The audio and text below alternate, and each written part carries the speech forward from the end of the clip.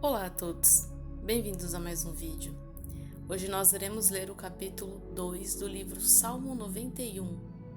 O que tem saído da minha boca? Direi do Senhor. Ele é o meu Deus, o meu refúgio, a minha fortaleza, e nele confiarei. Note que o versículo 2 declara: direi. Circule essa palavra em sua Bíblia, porque é preciso aprender a verbalizar a confiança em voz alta. Basicamente, respondemos a Deus o que Ele nos disse no verso 1, a poderem dizer essa palavra de volta para Ele. Não somos ensinados a apenas pensar a palavra, mas a declará-la. Por exemplo, o texto de Joel 3,10 ordena que diga ao fraco: eu sou forte. Repetidamente, vemos grandes homens de Deus como Davi, Josué, Sadraque, Mesaque e Abidnego declarando sua fé em voz alta, em situações perigosas. Perceba o que começa a acontecer dentro de você quando diz: Senhor, Tu és o meu refúgio, minha fortaleza, meu Senhor e Deus, em Ti coloco toda a minha confiança. Quanto mais dizemos isso em voz alta, mais confiantes ficamos acerca de sua proteção. Muitas vezes, como cristãos, concordamos mentalmente que o Senhor é nosso refúgio, mas isso não é o bastante. O poder é liberado quando dizemos isso em voz alta, quando proferimos com convicção, colocamos-nos em seu abrigo. Ao verbalizarmos seu senhorio e sua proteção, entramos pela porta que leva ao esconderijo. Perceba que, no versículo 2 do Salmo 91, os pronomes meu e minha repetem-se: o meu Deus, o meu refúgio, a minha fortaleza. O salmista levanta um clamor pessoal ao Senhor. A razão pela qual confiamos é porque sabemos quem o Altíssimo é para nós. Esse verso faz uma analogia de quem Deus é, refúgio e fortaleza. Essas metáforas são termos militares significativos. O próprio Senhor se torna um campo de defesa para nós contra todos os inimigos invasores. Ele é nossa proteção pessoal. Você já tentou proteger-se de todas as coisas ruins que podem acontecer? Deus sabe que não podemos fazer isso. O Salmo 60, versículo 11, afirma: dá-nos auxílio na angústia, porque vão é o socorro do homem. O Todo-Poderoso tem de ser o nosso refúgio antes que as promessas do Salmo 91 comecem a funcionar. Podemos ir ao médico uma vez por mês para fazer um exame completo, ou checar 2 vezes nosso carro todos os dias, a fim de garantir que o motor, os pneus e os freios estão funcionando bem. Podemos tornar nossas casas à prova de fogo, armazenar alimentos para uma época de necessidade e tomar todas as precauções imagináveis que os militares oferecem. No entanto, ainda assim, não poderemos fazer o bastante para nos proteger de cada perigo potencial que a vida oferece. É impossível. Não que algumas dessas precauções sejam erradas, mas elas, em si mesmas, não possuem o poder de proteger. Deus tem de ser aquele para quem devemos correr primeiro. Ele é o único que tem uma resposta para qualquer situação. Quando penso quão imensamente impossível é nos protegermos de toda a maldade do mundo, recordo-me das ovelhas, as quais não possuem outra proteção real a não ser o seu pastor. Na verdade, elas são os únicos animais que não dispõem de uma forma de se proteger. Não têm dentes afiados, nem expelem odor forte para afastar os seus inimigos. Tampouco emitem o balido alto, como por exemplo o latido de um cão. Certamente, não conseguem correr o bastante para escapar do perigo. Por isso, a Bíblia afirma que somos ovelhas do Senhor.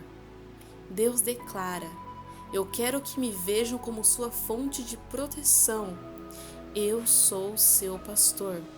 Jó 10:11. Podemos usar médicos, equipamentos de segurança ou contas em bancos para satisfazer as nossas necessidades específicas, mas nosso coração deve correr para Ele, primeiro como nosso pastor e protetor.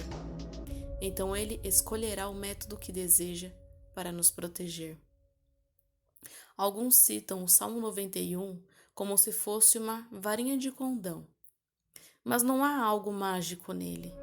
Ele é poderoso e funciona, simplesmente porque é a palavra de Deus, viva e ativa.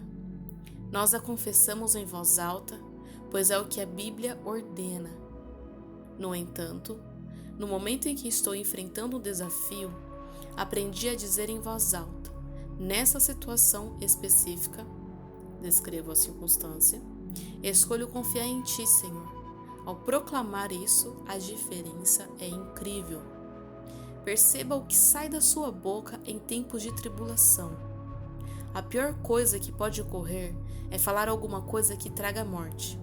Amaldiçoar não oferece algo com que Deus possa trabalhar. Esse salmo declara que devemos fazer exatamente o oposto: proferir vida.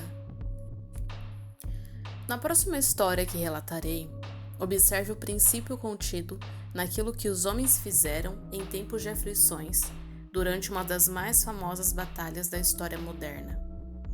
Muitos soldados observaram os milagres que aconteceram nas praias de Dunkirk na Segunda Guerra Mundial. Mais tarde, eles comentariam e escreveriam sobre os eventos que ocorreram lá. Um dos correspondentes de C.B. Motherrock relatou um acontecimento inexplicável. 60 aviões germânicos bombardearam mais de 400 homens que ficaram presos sem o benefício de proteção daquelas praias. Mesmo que fossem repetidamente atacados com metralhadoras e bombardeados pelos navios inimigos, não foram atingidos. Cada homem naquele grupo saiu da praia sem um arranhão. Motherrock declarou: os marinheiros que buscavam sobreviventes me disseram que os homens não apenas recitaram o Salmo 91, mas também o declararam em voz alta, a plenos pulmões. Dizer o quanto confiamos em alto e bom som gera fé. Lembro-me de outro caso em que houve ainda uma situação de morte. Toda a família celebrou quando nossa nora, Sloan, recebeu um resultado de exame positivo para a gravidez e descobriu que nasceria o primeiro neto nos dois lados da família.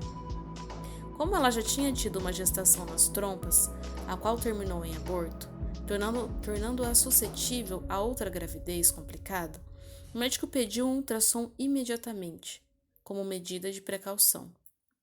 O resultado perturbador foi: nenhum feto encontrado, grande quantidade de água no útero e focos de endometriose. Com apenas 2 horas de antecedência, avisaram-nos de que ela seria submetida a uma cirurgia de emergência. O especialista fez uma laparoscopia, drenou o útero e raspou a endometriose. Após a cirurgia, as palavras dele foram: durante a laparoscopia, olhamos cuidadosamente em todo lugar e não havia sinal de bebê. Mas quero vê-la em meu consultório em 1 semana, para ter certeza de que o fluido não voltou. Quando Sloan argumentou que o teste de gravidez tinha dado positivo, ele disse que havia 99% de chance de o bebê ter sido abortado espontaneamente e absorvido pelas paredes uterinas. Quando ele saiu do quarto, Sloan era a única que não estava perturbada pelo relatório médico. O que ela disse em seguida surpreendeu a todos. Ela enfaticamente declarou que até o especialista a deixou com 1% de chance, e ela ia aceitá-lo. A partir daquele momento, nenhum discurso desencorajador de amigos bem-intencionados, os quais não queriam que ela se sentisse desapontada, surtiu efeito. Em momento algum, ela parou de confessar em voz alta o Salmo 91 e outra promessa que encontrou nas Escrituras: Não morrerei, mas viverei, e contarei as obras do Senhor. Salmo 118, 17. Um livro precioso, muito importante para Sloan durante esse tempo foi Supernatural, Nascimento Sobrenatural, de Jack Mise. A técnica que fazia o ultrassom na semana seguinte, de repente pareceu assombrada e imediatamente chamou o especialista. A reação dela foi um pouco desconcertante para Sloan, até que ouviu as palavras: doutor, acho que é melhor vir aqui rapidamente. Encontrei um feto de 6 semanas. Aquilo foi um milagre, o qual impediu que procedimentos tão severos e invasivos destruíssem esse estágio tão delicado de vida. Quando olho para o meu neto, é difícil imaginar a vida sem ele. Agradeço a Deus por minha nora, que crê em sua aliança e não tem vergonha de confessá-la frente a cada resultado negativo. Nossa parte nessa aliança de proteção é expressa nos versículos 1 e 2. Aquele que habita e direi. Isso libera o poder de Deus para trazer suas maravilhosas promessas do versículo 3 ao 16, que veremos nos próximos capítulos.